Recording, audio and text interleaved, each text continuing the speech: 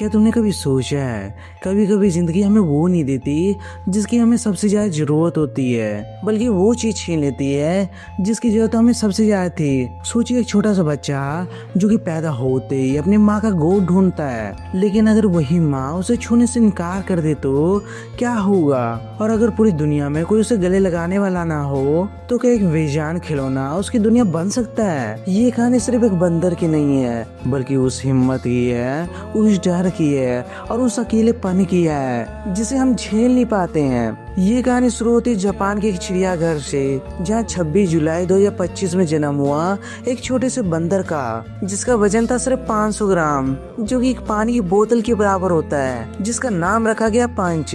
लेकिन असली कहानी तो अब शुरू होती है, क्योंकि जहाँ पर हर बच्चा अपनी माँ के गोद में सेफ रहता है, वहीं पर पंच की माँ ने उसे जन्म देते उसे ठुकरा दिया। न उसे दूध मिला, ना ही कोई सहारा, ना ही प्यार, और सबसे ज्यादा दर्दनाक क्या था पता है? पूरा झुंड उसे अपनाने को मना कर दिया।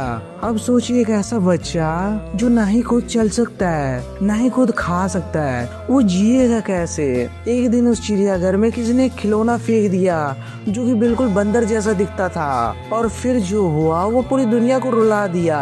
पंच ने उस खिलौने को अपनी माँ मान लिया। वो उसे पकड़ के सोता था, और अगर कोई उसे छूने की कोशिश करता तो वो डर के भागने लगता। सोची जिसे अपनी माँ का प्यार नहीं मिला, उसने एक बेजान चीज में भी अपनी माँ को ढूंढ लिया। यही होती जीने की जिद। धीरे धीरे वक्त बीता, जू ने उसे बाकी बंदरों के साथ मिलाने की कोशिश की, और कुछ वीडियो सामने आए जिसमें पंच उनसे घुलता मिलता दिखा। सबको लगा अब सब ठीक हो जाएगा, लेकिन असल जिंदगी फिल्मों जैसी नहीं होती। हाल ही में एक नया वीडियो सामने आया, और उस वीडियो में पूरी कहानी बदल गई। वीडियो में देखते एक बंदर जो कि पंच पर अचानक से अटैक कर देता है, और वो उसे जमीन पर पटकता है और घसीटता है, और पंच उस वक्त चिल्ला रहा होता है। उस वक्त ना ही कोई बचाने आता है, ना ही कोई रोकने, और जैसे तैसे वो बच के भागता है, लेकिन किसी भी अपने के पास नहीं। वो भागता है अपने उसी पुराने खिलौने के पास, और वो उसे पकड़ लेता है। सोचिए जब पूरी दुनिया तुम्हें ठुकरा दे तो इंसान हो या जानवर,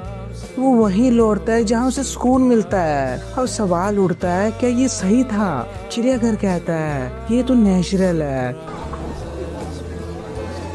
ताकतवर हमेशा कमजोरों को दबाता है, लेकिन एक सवाल आप खुद से पूछिए, क्या ये जंगल है या फिर इंसानों को बनाया हुआ पिंजरा? जंगल में भागने की आजादी होती है, पर यहाँ नहीं। कभी कभी हमें जिंदगी सिखाती है कि हर लड़ाई लड़ना जरूरी नहीं होता है, लेकिन हर हाल में जीना जरूरी होता है। पंच आज भी वही है, दर्द के साथ और डर के साथ, लेकिन फिर भी वो जी रहा है, और यही सबसे बड़ी ताकत है। अब सवाल है आपसे, अगर आप वहाँ होते तो क्या करते?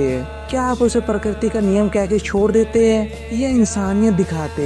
कमेंट करके जरूर बताना, क्योंकि कभी कभी सवाल ही सोच बदल देती है।